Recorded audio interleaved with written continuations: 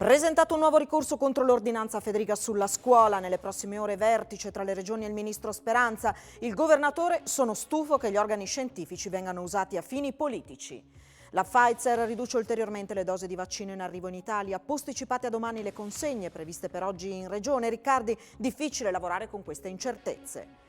Calano nettamente i contagi in regione, la percentuale di positività scende sotto il 4%, crescono guariti, diminuiscono gli isolamenti, ancora alta la pressione su terapie intensive e reparti.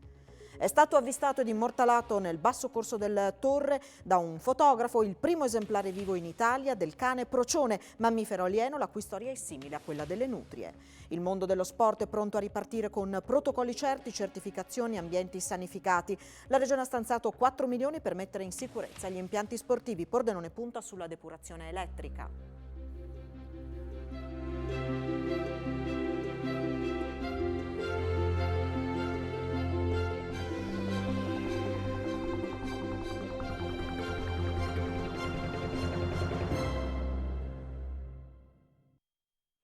A tutti voi buonasera e ben trovati a questa edizione del telegiornale di Telefriuli. Sulla scuola è sempre più caos.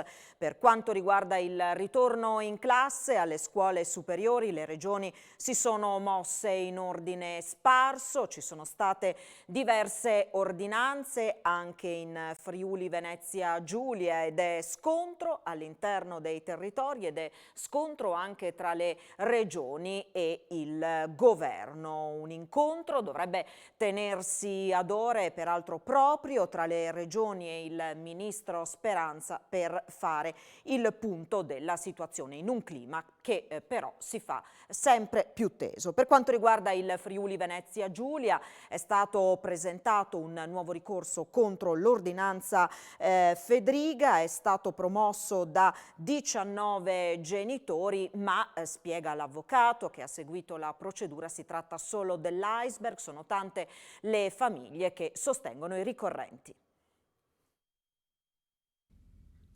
È stato notificato alla Regione Friuli Venezia Giulia il nuovo ricorso presentato da un gruppo di genitori contro la seconda ordinanza firmata dal governatore Massimiliano Fedriga che conferma il rinvio a febbraio della ripresa della didattica in presenza per le scuole superiori.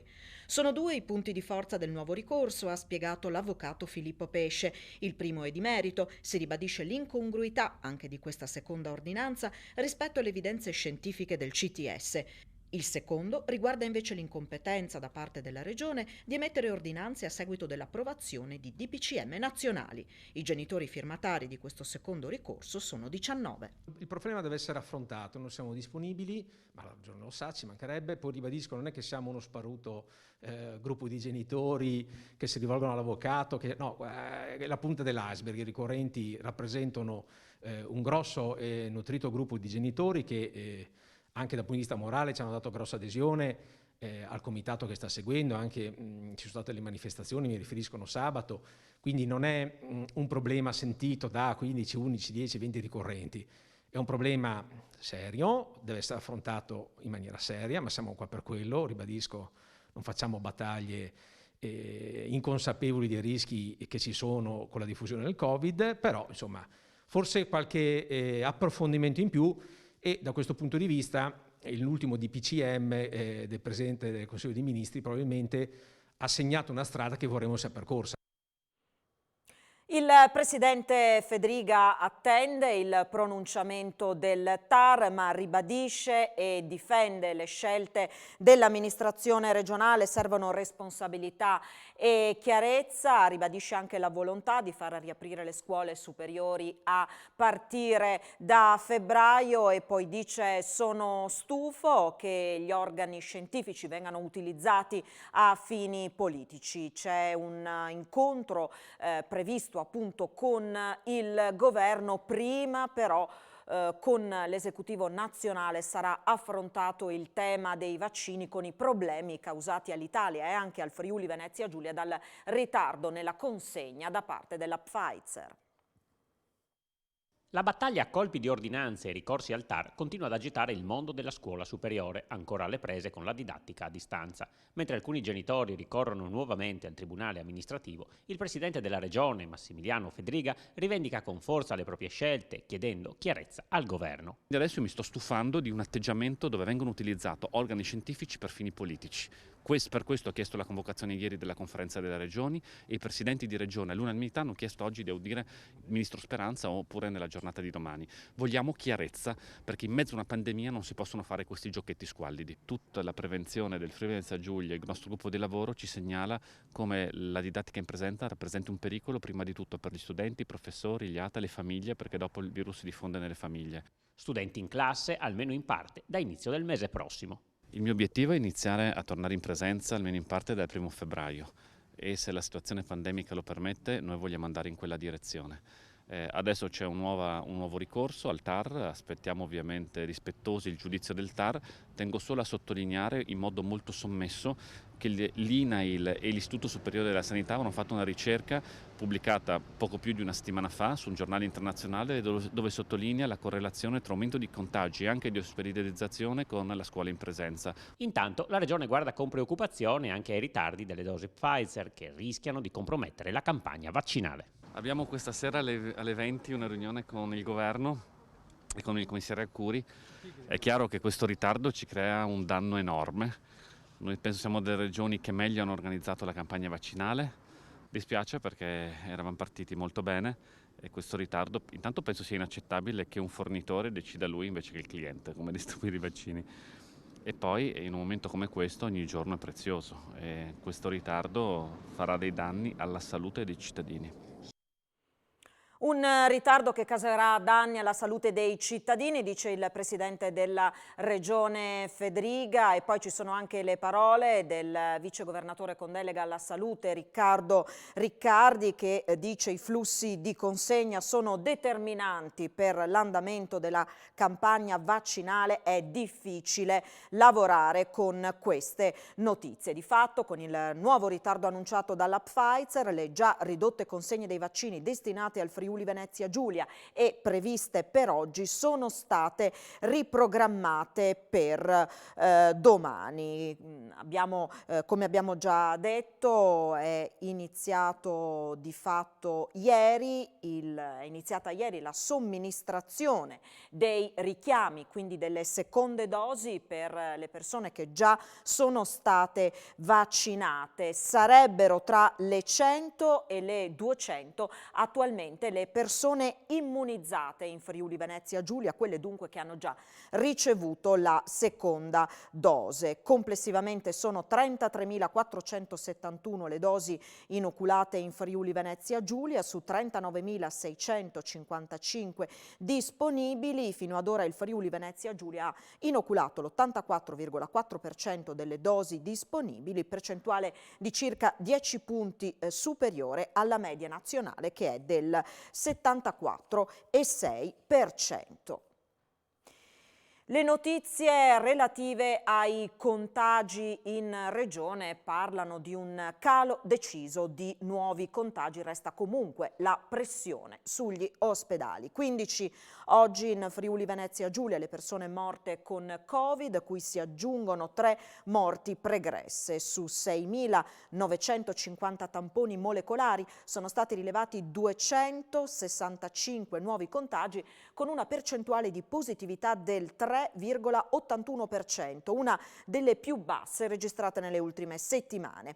Bassi pure gli indici di positività registrati sui test rapidi antigenici, 3.459 quelli eseguiti, sono stati rilevati 189 casi positivi, il 5,46%. Stabili i ricoveri nelle terapie intensive, 63, mentre quelli in altri reparti sono 691. Diminuiscono le persone in isolamento, sono 11.800, i totalmente guariti salgono a 45.277, i clinicamente guariti 1.380. Numeri, quelli di oggi in netto miglioramento, a guardare i dati con cauto ottimismo sono i medici dell'ospedale di Pordenone, Pietro Tropeano e Massimo Crapis. I dati di quest'oggi sembrerebbero veramente confortanti. Per un numero di tamponi anche importante, sono stati fatti oltre quasi 7.000 tamponi molecolari, l'indice di contagio è sceso addirittura al 4%, si è dimezzato rispetto a ieri. Un dato positivo che però bisogna leggerlo sempre alla luce dei dati delle settimane precedenti. I decessi sono ancora alti, siamo a 15 decessi nelle ultime 24 ore, ma soprattutto il dato che ancora ci preoccupa e che credo sarà l'ultimo a cambiare è quello naturalmente dell'occupazione postiletto. Abbiamo un'occupazione postiletto ancora costantemente elevata negli ospedali della Regione, oltre 750 posti letto occupati. Nel nostro nosocomio per fortuna cominciano a scendere. Siamo a un livello che varia tra i 170 e i 180 ricoverati nei nostri reparti di degenza, di medicina, di pneumologia, di terapia intensiva. Che sia veramente l'inizio della fine, lo speriamo. Abbiamo ormai esperienza nel non valutare i dati solo giornalieri, ma ci aspettiamo un consolidamento di questo trend positivo e ce lo auguriamo tantissimo, soprattutto perché ne abbiamo tutti bisogno. E anche perché non dimentichiamo che sono pazienti che stanno soli, purtroppo, soli nella sofferenza e poi purtroppo anche soli nella morte. Per cui è chiaro che dobbiamo ancora purtroppo chiedere a tutti noi di tenere duro e di mantenere l'attenzione. Comunque prendiamo per buono questo piccolo segnale che ci viene oggi e siamo ottimisti, sì, con tutti voi. Indubbiamente. Oggi è il giorno della verità per il Premier Giuseppe Conte. Dopo la fiducia incassata ieri alla Camera con la maggioranza assoluta, oggi il Presidente si è rivolto al Senato. Necessari per la maggioranza assoluta 161 sì, ma vista l'annunciata astensione di Italia Viva basterebbe al Governo quella relativa con 153 voti a favore. Il Premier Conte ha ribadito questa mattina i concetti già espressi a Montecitorio, parlando di crisi senza fondamento e chiudendo la porta definitivamente a Renzi, appellandosi poi ai volenterosi di area europeista. Dal canto suo, il leader di Italia Viva, che la settimana scorsa ha consumato lo strappo con la dimissione di 2 ministri e di un sottosegretario, ha accusato il governo. Mercato indecoroso di poltrone, ha tuonato Renzi, serve un esecutivo più forte, invocando le dimissioni di Conte, che da parte sua ha detto difficile governare con chi dissemina mine. 45 i senatori che si sono succeduti a parlare dopo il Premier, questa sera le votazioni con il risultato che si dovrebbe conoscere attorno alle 20:30. Alcuni dei volenterosi hanno già annunciato voto positivo, come Pier Ferdinando Casini del Gruppo per le Autonomie e l'ex Premier Mario Monti. Tra coloro che voteranno sì c'è anche il friulano Tommaso Cerno, che ha pure annunciato il suo ritorno tra le fila del Partito Democratico.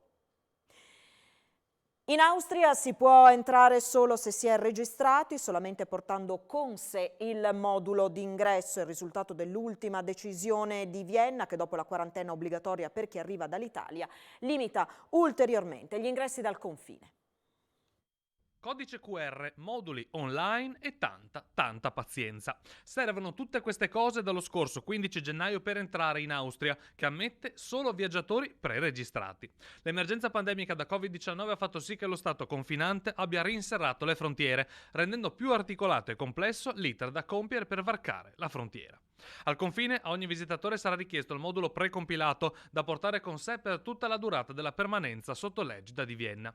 Il modulo, scaricabile oltre che dal sito del Ministero degli Esteri austriaco anche dall'indirizzo online dell'ambasciata d'Italia viennese, prevede l'inserimento di dati relativi alla propria permanenza in Austria, come durata del viaggio e itinerario, oltre che domande relative al coronavirus e i propri dati personali.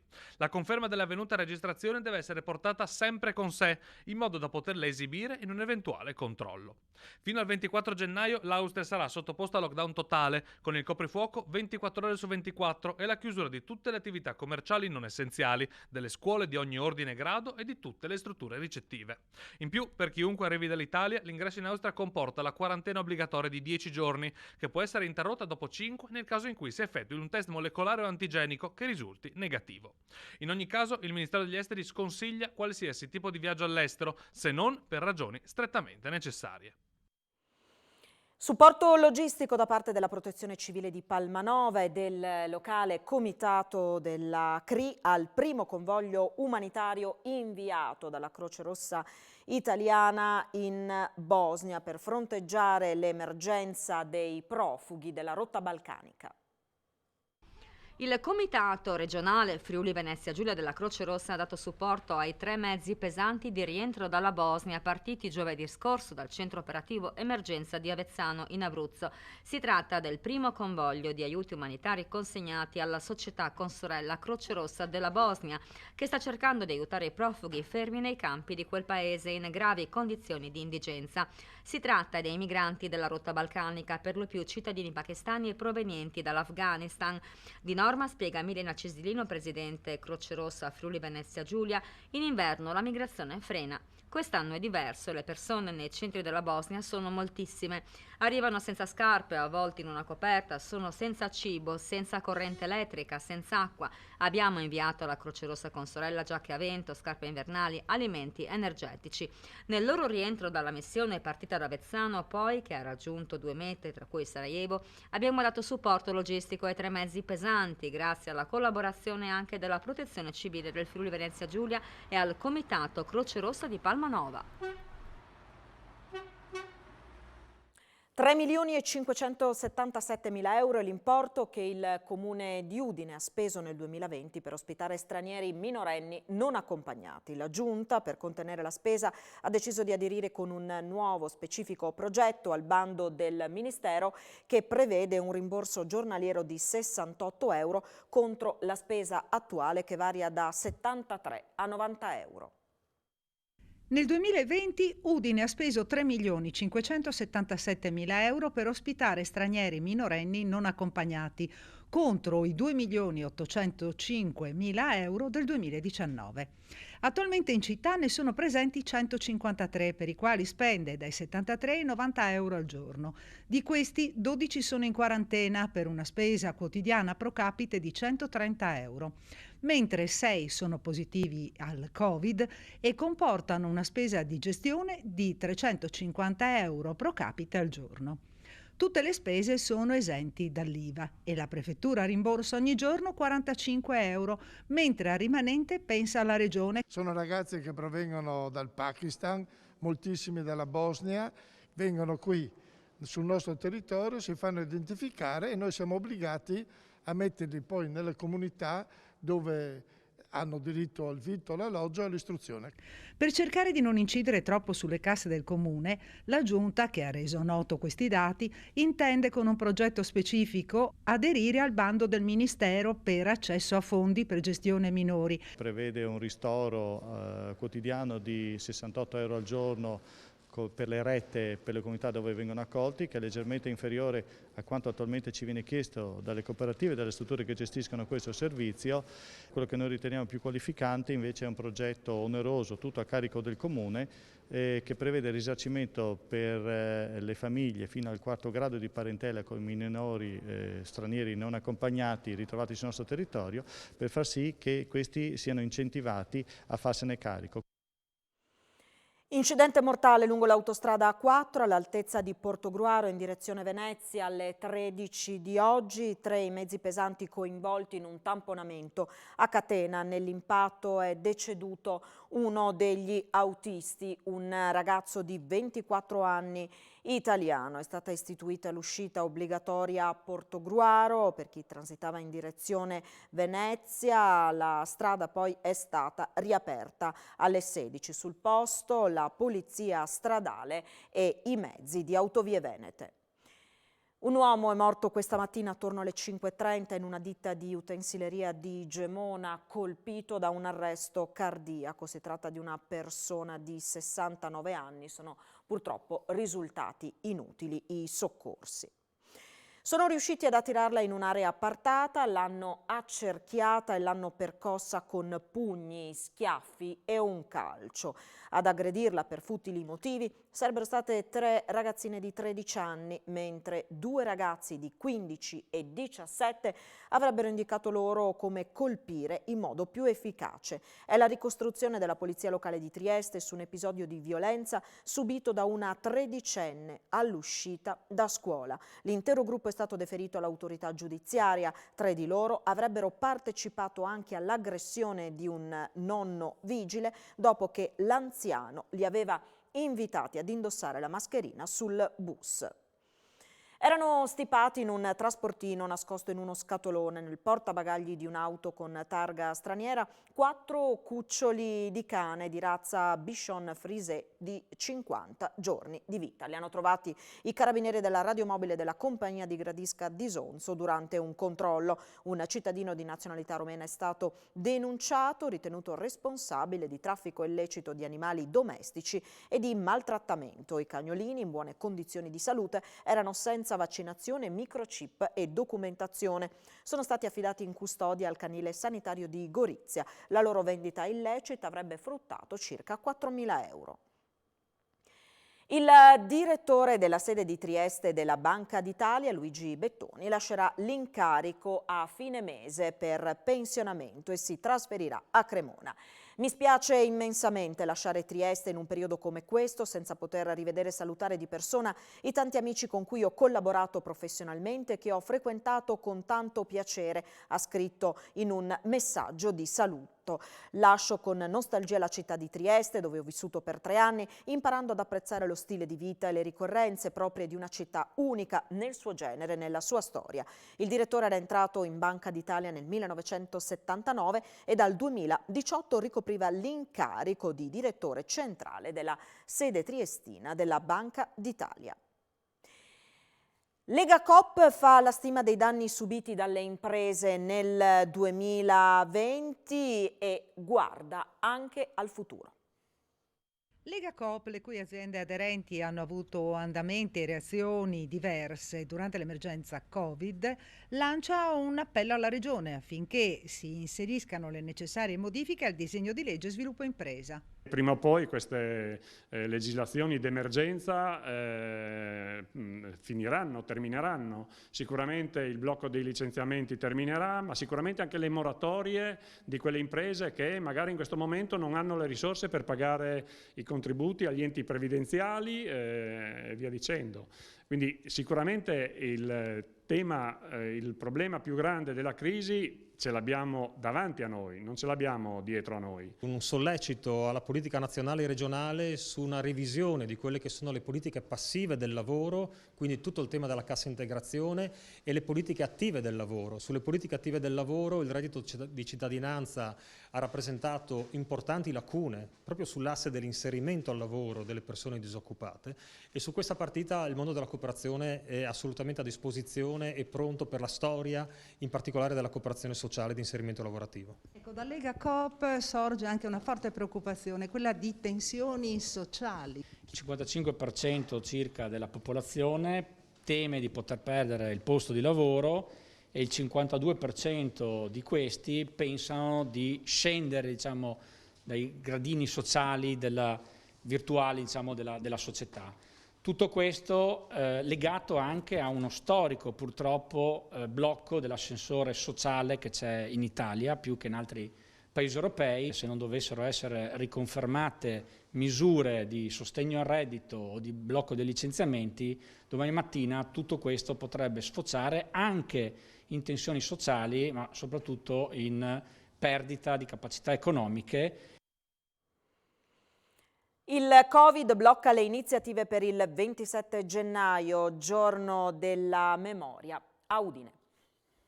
Quella in presenza è la deposizione della corona con il gonfalone al monumento dei deportati che in via della Vittoria, è un'iniziativa che viene promossa annualmente dall'ANE, dall'Associazione Nazionale Ex Deportati, e dal suo presidente, ragionier Marco Balestra, assieme al suo direttivo. Questo è l'unico momento che vedrà una presenza. Gli altri sono 5 momenti che saranno proposti attraverso i canali web, come si dice, del comune di Udine, della biblioteca, dei civici musei, e consentiranno di conoscere vari aspetti di questa travagliata vicenda che però hanno coinvolto cittadini o comunque famiglie o vicende che si sono realizzate a Udine.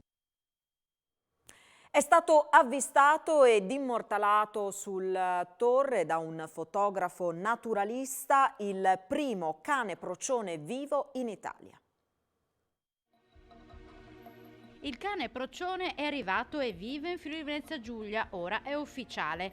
Il suo nome scientifico Nyctereutes procionoides, ha un viso simpatico, simile a quello di una volpe per la forma e a quello del procione americano per via della sua mascherina facciale nera. Il suo aspetto tenero però non deve trarre in inganno, è infatti un mammifero alieno generalmente considerato invasivo e dannoso per la biodiversità locale. L'avvistamento è avvenuto il 10 agosto scorso ed è stato realizzato dal fotografo naturalista Stefano Pecorella attraverso una fototrappola posizionata nel basso corso del fiume Torre in provincia di Udine, in un particolare punto dove l'appassionato di predatori notturni di Aiello del Friuli era già riuscito a immortalare altri 5 carnivori: lo sciacallo dorato, il gatto selvatico, la volpe rossa, il tasso e la faina. Pecorella da anni collabora nel monitoraggio dello sciacallo dorato condotto dal Corpo Forestale Regionale e coordinato dal Servizio Biodiversità della Regione Friuli Venezia Giulia. La presenza del cane procione, animale dall'estrema adattabilità ambientale, evoca alla lontana la storia della nutria, altra specie non autoctona allevata in cattività nei decenni dell'industria conciaria e poi del tutto insediatasi nel nostro territorio. Il cane procione è un canide originario dall'estremo oriente, presente in Siberia, Vietnam, Corea, Cina, Indocina e in Giappone, allevato inizialmente in cattività come animale da pelliccia in Russia e successivamente rilasciato con lo scopo di formare popolazioni selvatiche. Col tempo tali popolazioni si sono poi avvicinate e diffuse in Europa, fino a giungere definitivamente in Slovenia, Austria e Italia. Come ci spiega Pecorella, il cane procione è legato a ambienti umidi come paludi e alvei fluviali, si nutre di qualsiasi fonte di cibo localmente disponibile a seconda della stagione, ma può specializzarsi nella predazione di anfibi. Essendo l'unico canide che cade in letargo, può localmente modificare l'epidemiologia dell'infezione da rabbia silvestre in modi non ancora chiari. Il mondo dello sport si prepara a ripartire in sicurezza. Scopriamo come.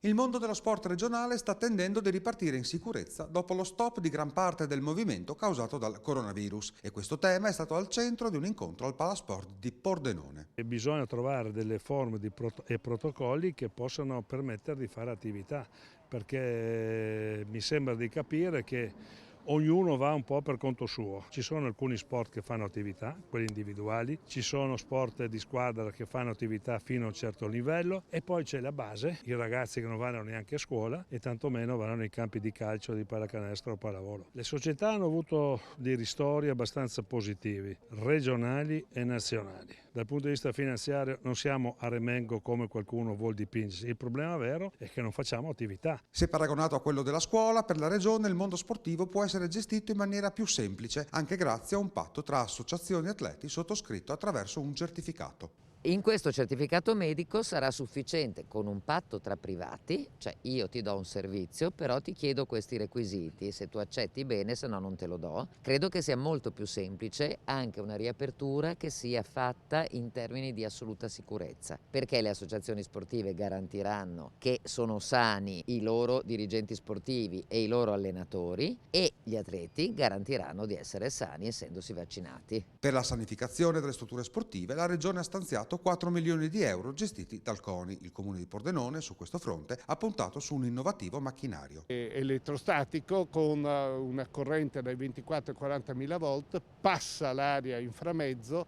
e il campo di corrente così creato abbatte qualsivoglia tipo di virus, batterie, polvere che viene trattenuta nelle lamelle e l'aria che esce è purificata.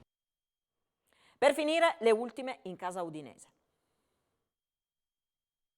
Basta parole, servono i fatti. Oggi, vigilia del recupero di Udinese-Atalanta, accade più che mai a pennello la scelta presa la scorsa estate da mister Gotti di non rilasciare dichiarazioni alla stampa prima di gare infrasettimanali. Stavolta si dà così seguito anche a quanto detto dal capitano De Paul dopo la sconfitta con la Sampdoria. Non è il momento di parlare, ma di fare i fatti. E aveva aggiunto il leader della squadra di mantenere alta la concentrazione. Non solo Gotti, tutti sono in discussione in questo momento ed è arrivata l'ora di compattarsi davvero. Anche per questo il tecnico ha convocato per domani tutta la rosa a disposizione. Tradotto, in ritiro ci sono anche Jajalo, Prodel e Pussetto, i lungodegenti che sappiamo non poter scendere in campo, ma che con la loro presenza dovranno contribuire ad alimentare l'autostima all'interno del gruppo. Con 4 sconfitte nelle ultime 5 gare ci possono essere ripercussioni a livello psicologico, perciò bisogna pensarle tutte pur di tornare sulla retta via. L'avversario, questa Atalanta e non quella che il calendario aveva previsto di incontrare un mese fa, è un brutto cliente. Ora si è ripresa dallo scossone della vicenda Papu Gomez e ha ricominciato a correre ai suoi ritmi. Il Genoa domenica gli ha imposto il pari, un precedente che deve dare speranze al gruppo bianconero, autore di buone prestazioni, ma sempre alle prese con il problema del gol. Gotti non recupera giocatori e si affiderà ancora a Lasagna come terminale offensivo. Nella formazione iniziale dovrebbe esserci una sola novità, Arslan al posto di Wallace. Per il resto confermati i titolari scelti contro la Samp. Quindi Musso tra i pali, Beccao, Bonifazzi, Samir in difesa, Larsen, De Paul, Arslan, Mandragora e Ziegler in mediana, Pereira alle spalle di Lasagna. Dopo lo stop alle parole, speriamo arrivi anche un freno agli errori. È tutto per questa edizione del nostro telegiornale, grazie per averci seguito e buon proseguimento di serata. Arrivederci.